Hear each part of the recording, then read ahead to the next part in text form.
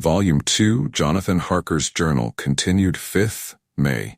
I must have been asleep, for certainly if I had been fully awake, I must have noticed the approach of such a remarkable place.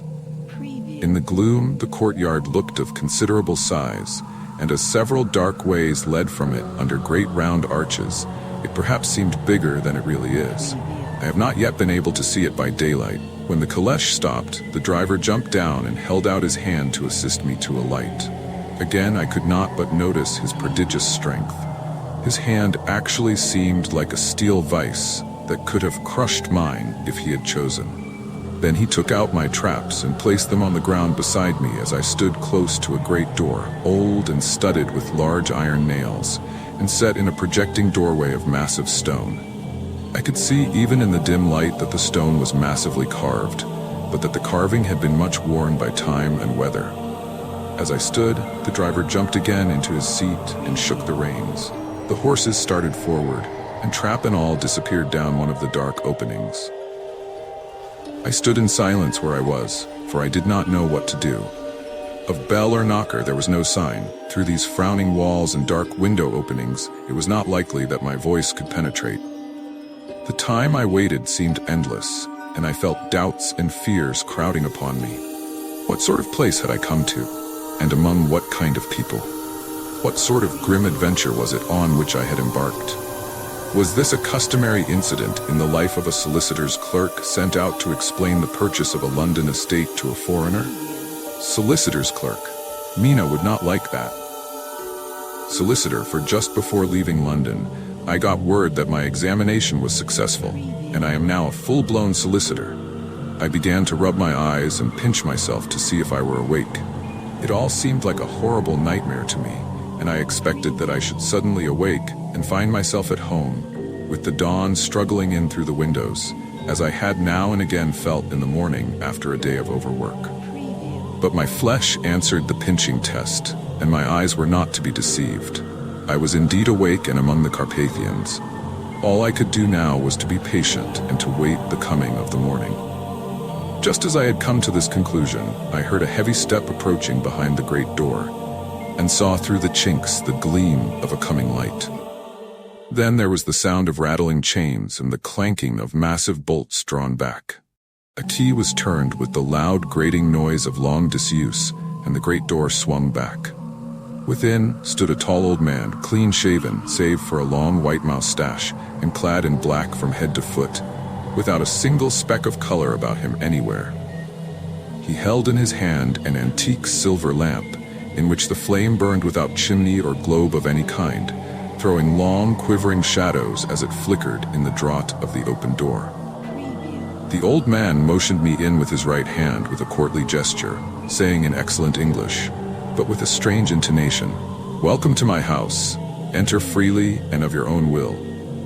He made no motion of stepping to meet me, but stood like a statue, as though his gesture of welcome had fixed him into stone. The instant, however, that I had stepped over the threshold, he moved impulsively forward, and holding out his hand grasped mine with a strength which made me wince, an effect which was not lessened by the fact that it seemed as cold as ice, more like the hand of a dead than a living man. Again he said, "Welcome to my house. Come freely, go safely, and leave something of the happiness you bring." The strength of the handshake was so much akin to that which I had noticed in the driver, whose face I had not seen, that for a moment I doubted if it were not the same person to whom I was speaking. So to make sure, I said interrogatively, "Count Dracula?" He bowed in a courtly way as he replied, "I am Dracula, and I bid you welcome, Mr. Harker, to my house. Come in. The night air is chill, and you must need to eat and rest." As he was speaking, he put the lamp on a bracket on the wall, and stepping out, took my luggage. He had carried it in before I could forestall him. I protested, but he insisted. "Nay, sir, you are my guest. It is late, and my people are not available. Let me see to your comfort myself." He insisted on carrying my traps along the passage, and then up a great winding stair, and along another great passage, on whose stone floor our steps rang heavily. At the end of this, he threw open a heavy door, and I rejoiced to see within a well-lit room in which a table was spread for supper, and on whose mighty hearth a great fire of logs, freshly replenished, flamed and flared. The Count halted, putting down my bags, closed the door, and crossing the room, opened another door, which led into a small octagonal room lit by a single lamp, and seemingly without a window of any sort. Passing through this, he opened another door and motioned me to enter. It was a welcome sight, for here was a great bedroom well lighted and warmed with another log fire, also added to but lately, for the top logs were fresh, which sent a hollow roar up the wide chimney. The Count himself left my luggage inside and withdrew, saying, before he closed the door, "You will need, after your journey, to refresh yourself by making your toilet. I trust you will find all you wish. When you are ready, come into the other room, where you will find your supper prepared." The light and warmth and the Count's courteous welcome seemed to have dissipated all my doubts and fears. Having then reached my normal state, I discovered that I was half famished with hunger, so making a hasty toilet, I went into the other room. I found supper already laid out. My host, who stood on one side of the great fireplace, leaning against the stonework, made a graceful wave of his hand to the table and said, "I pray you be seated and sup how you please. You will, I trust, excuse me that I do not join you, but I have dined already and I do not sup." I handed to him the sealed letter which Mr. Hawkins had entrusted to me. He opened it and read it gravely, then, with a charming smile, he handed it to me to read. One passage of it, at least, gave me a thrill of pleasure. "I must regret that an attack of gout, from which malady I am a constant sufferer, forbids absolutely any traveling on my part for some time to come. But I am happy to say I can send a sufficient substitute, one in whom I have every possible confidence. He is a young man, full of energy and talent in his own way, and of a very faithful disposition. He is discreet and silent, and has grown into manhood in my service. He shall be ready to attend on you when you will during his stay, and shall take your instructions in all matters." The Count himself came forward and took off the cover of a dish, and I fell to at once on an excellent roast chicken. This, with some cheese and a salad and a bottle of old Tokay, of which I had 2 glasses, was my supper. During the time I was eating it, the Count asked me many questions as to my journey, and I told him by degrees all I had experienced. By this time I had finished my supper, and by my host's desire had drawn up a chair by the fire and begun to smoke a cigar which he offered me, at the same time excusing himself that he did not smoke. I had now an opportunity of observing him, and found him of a very marked physiognomy. His face was a very strong aquiline, with high bridge of the thin nose and peculiarly arched nostrils, with lofty domed forehead, and hair growing scantily round the temples but profusely elsewhere. His eyebrows were very massive, almost meeting over the nose, and with bushy hair that seemed to curl in its own profusion. The mouth, so far as I could see it under the heavy moustache, was fixed and rather cruel-looking, with peculiarly sharp white teeth. These protruded over the lips, whose remarkable ruddiness showed astonishing vitality in a man of his years. For the rest, his ears were pale, and at the tops extremely pointed. The chin was broad and strong, and the cheeks firm though thin. The general effect was one of extraordinary pallor. Hither I had noticed the backs of his hands, as they lay on his knees in the firelight, and they had seemed rather white and fine, but seeing them now close to me, I could not but notice that they were rather coarse broad, with squat fingers. Strange to say, there were hairs in the center of the palm. The nails were long and fine, and cut to a sharp point. As the Count leaned over me and his hands touched me, I could not repress a shudder. It may have been that his breath was rank, but a horrible feeling of nausea came over me, which, do what I would, I could not conceal. The Count, evidently noticing it, drew back, and with a grim sort of smile, which showed more than he had yet done his protuberant teeth, sat himself down again on his own side of the fireplace. We were both silent for a while, and as I looked towards the window, I saw the first dim streak of the coming dawn. There seemed a strange stillness over everything, but as I listened I heard as if from down below in the valley the howling of many wolves. The Count's eyes gleamed, and he said, "Listen to them, the children of the night. What music they make." Seeing, I suppose, some expression in my face strange to him, he added, "Ah, sir, you dwellers in the city cannot enter into the feelings of the hunter." Then he rose and said, "But you must be tired. Your bedroom is all ready, and tomorrow you shall sleep as late as you will. I have to be away till the afternoon, so sleep well and dream well." With a courteous bow, he opened for me himself the door to the octagonal room, and I entered my bedroom. I am all in a sea of wonders. I doubt, I fear, I think strange things which I dare not confess to my own soul. God keep me, if only for the sake of those dear to me. 7 May.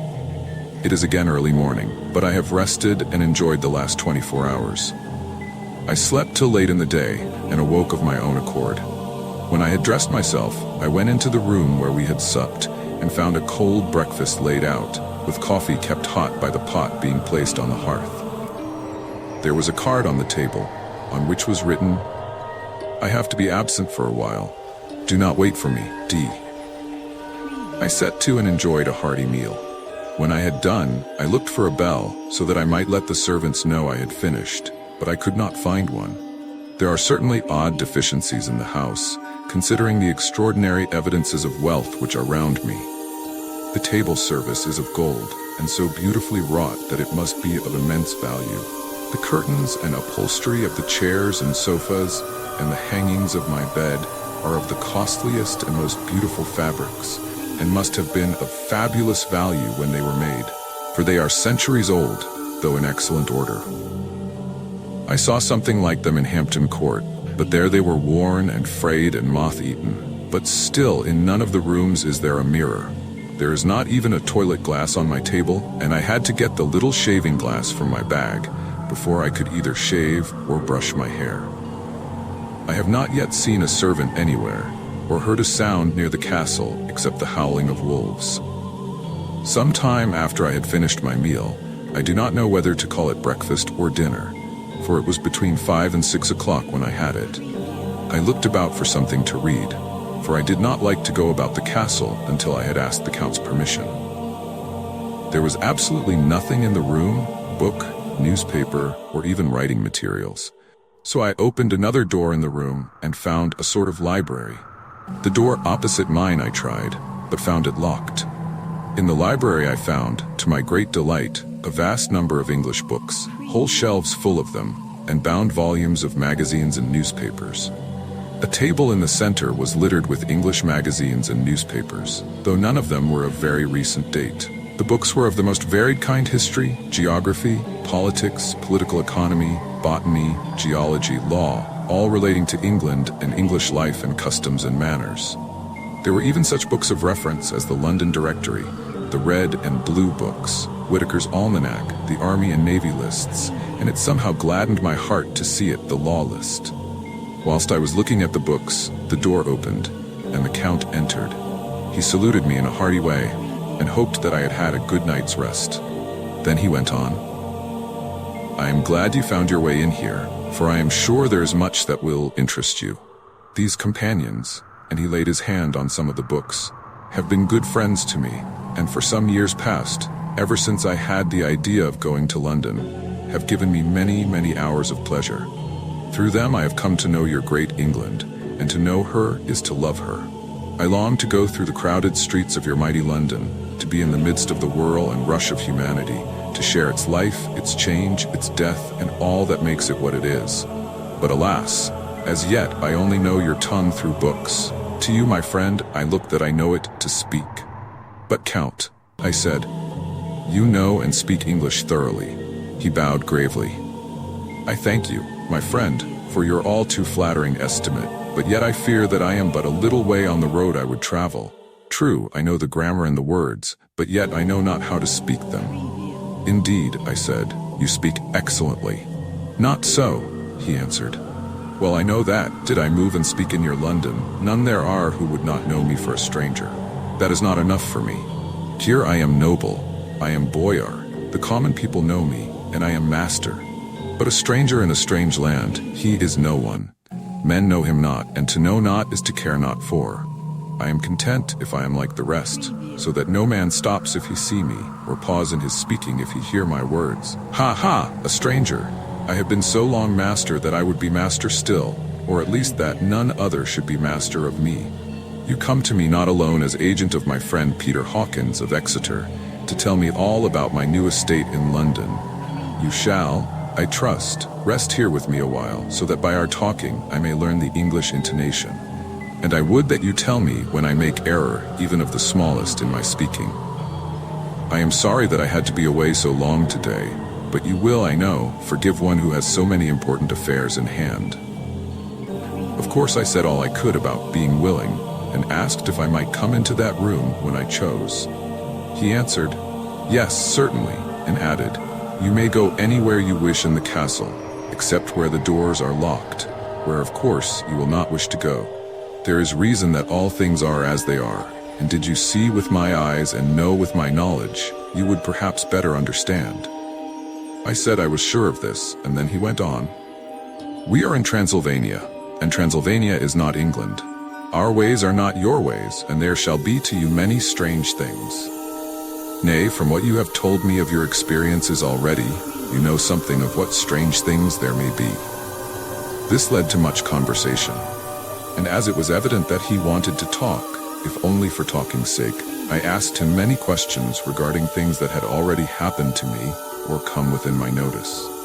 Sometimes he sheered off the subject, or turned the conversation by pretending not to understand, but generally he answered all I asked most frankly. Then as time went on, and I had got somewhat bolder, I asked him of some of the strange things of the preceding night, as, for instance, why the coachman went to the places where he had seen the blue flames.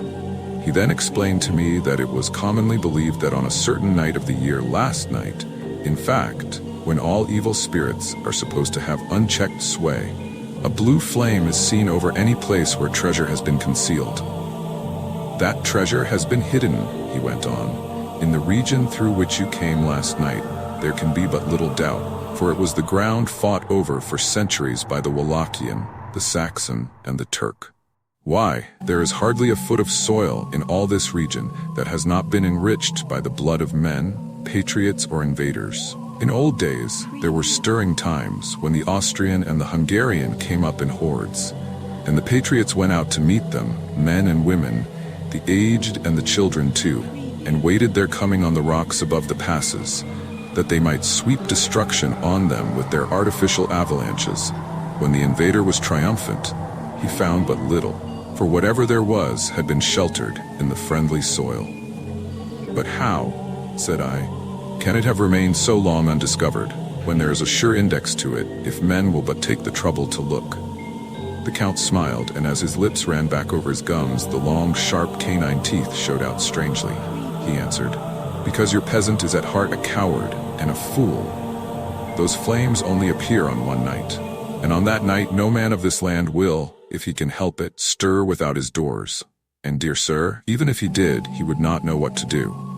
Why, even the peasant that you tell me of, who marked the place of the flame, would not know where to look in daylight, even for his own work.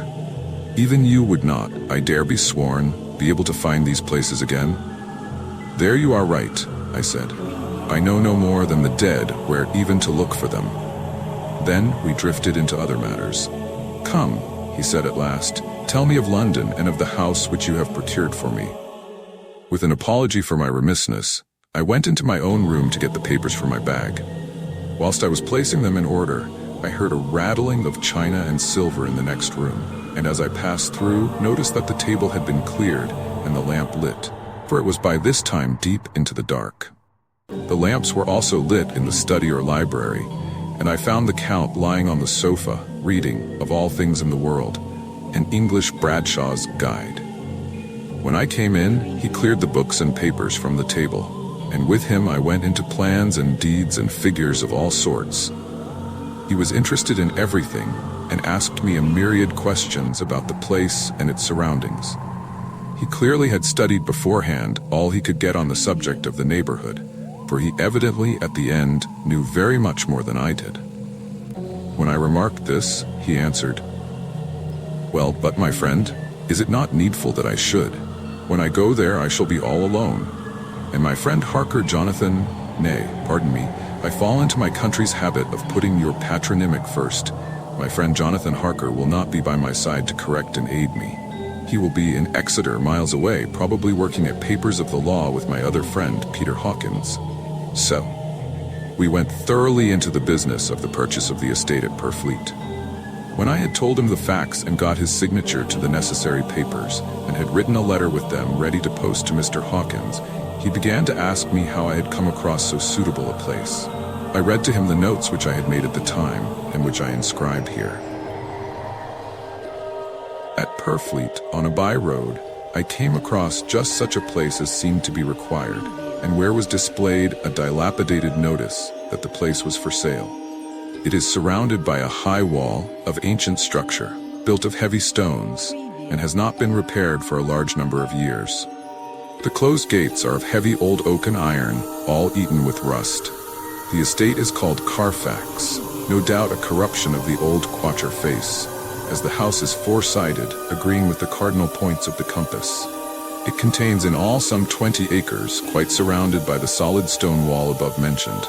There are many trees on it, which make it in places gloomy, and there is a deep, dark-looking pond or small lake, evidently fed by some springs, as the water is clear and flows away in a fair-sized stream.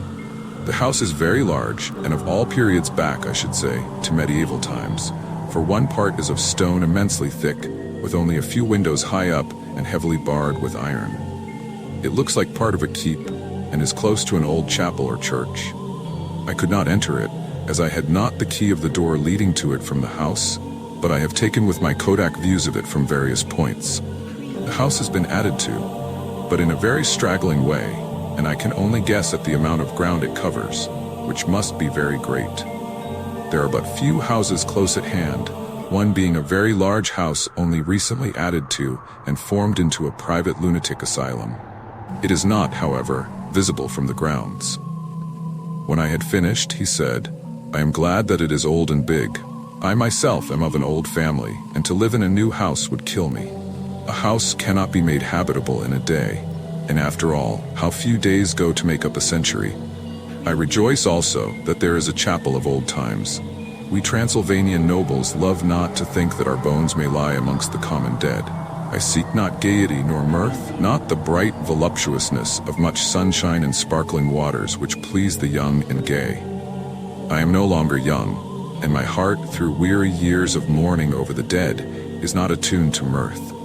Moreover, the walls of my castle are broken, the shadows are many, and the wind breathes cold through the broken battlements and casements. I love the shade and the shadow, and would be alone with my thoughts when I may."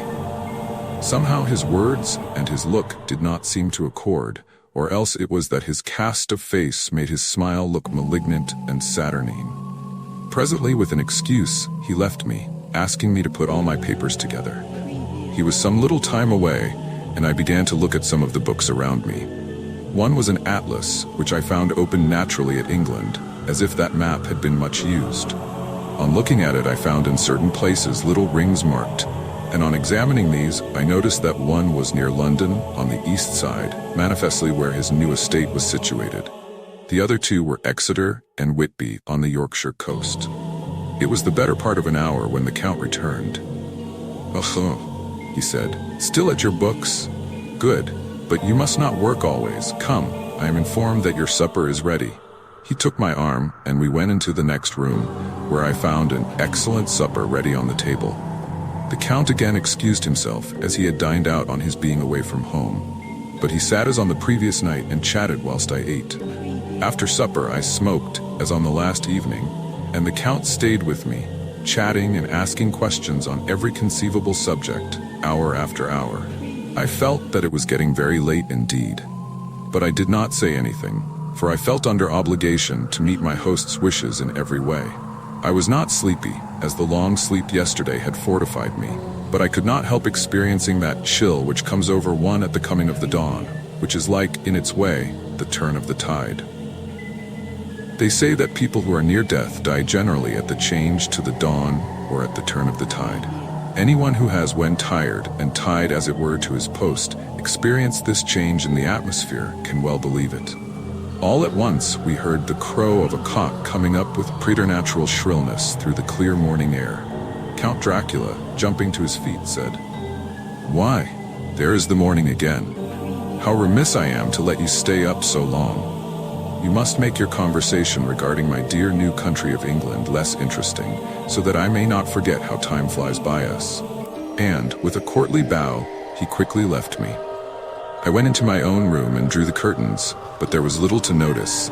My window opened into the courtyard. All I could see was the warm gray of quickening sky. So I pulled the curtains again, and have written of this day. 8 May. I began to fear as I wrote in this book that I was getting too diffuse. But now I am glad that I went into detail from the first, for there is something so strange about this place and all in it that I cannot but feel uneasy. I wish I were safe out of it, or that I had never come. It may be that this strange night existence is telling on me, but would that were all. If there were anyone to talk to, I could bear it, but there is no one. I have only the Count to speak with, and I fear I am myself the only living soul within the place. Let me be prosaic so far as facts can be. It will help me to bear up, and imagination must not run riot with me. If it does, I am lost. Let me say at once how I stand or seem to. I only slept a few hours when I went to bed, and feeling that I could not sleep anymore, got up. I had hung my shaving glass by the window and was just beginning to shave.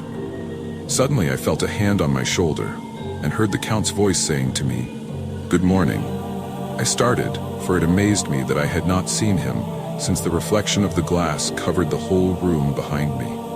In starting I had cut myself slightly, but did not notice it at the moment. Having answered the Count's salutation, I turned to the glass again to see how I had been mistaken. This time, there could be no error, for the man was close to me, and I could see him over my shoulder. But there was no reflection of him in the mirror. The whole room behind me was displayed, but there was no sign of a man in it, except myself. This was startling, and coming on the top of so many strange things, was beginning to increase that vague feeling of uneasiness which I always have when the Count is near. But at the instant, I saw that the cut had bled a little, and the blood was trickling over my chin. I laid down the razor, turning as I did so half round to look for some sticking plaster. When the Count saw my face, his eyes blazed with a sort of demoniac fury, and he suddenly made a grab at my throat. I drew away, and his hand touched the string of beads which held the crucifix. It made an instant change in him, for the fury passed so quickly that I could hardly believe that it was ever there. "Take care," he said. "Take care how you cut yourself. It is more dangerous than you think in this country." Then seizing the shaving glass, he went on, "And this is the wretched thing that has done the mischief. It is a foul bauble of man's vanity. Away with it." And opening the heavy window with one wrench of his terrible hand, he flung out the glass, which was shattered into 1,000 pieces on the stones of the courtyard far below. Then he withdrew without a word. It is very annoying, for I do not see how I am to shave, unless in my watch case or the bottom of the shaving pot, which is fortunately of metal. When I went into the dining room, breakfast was prepared, but I could not find the Count anywhere, so I breakfasted alone. It is strange that as yet I have not seen the Count eat or drink. He must be a very peculiar man. After breakfast I did a little exploring in the castle. I went out on the stairs and found a room looking towards the south. The view was magnificent, and from where I stood there was every opportunity of seeing it. The castle is on the very edge of a terrible precipice. A stone falling from the window would fall 1,000 feet without touching anything. As far as the eye can reach is a sea of green treetops, with occasionally a deep rift where there is a chasm. Here and there are silver threads where the rivers wind in deep gorges through the forests. But I am not in heart to describe beauty, for when I had seen the view I explored further. Doors, doors, doors everywhere, and all locked and bolted. In no place, save from the windows in the castle walls, is there an available exit. The castle is a veritable prison, and I am a prisoner. To find out what happens next, make sure to watch the next episode. Don't forget to like and subscribe for more scary stories.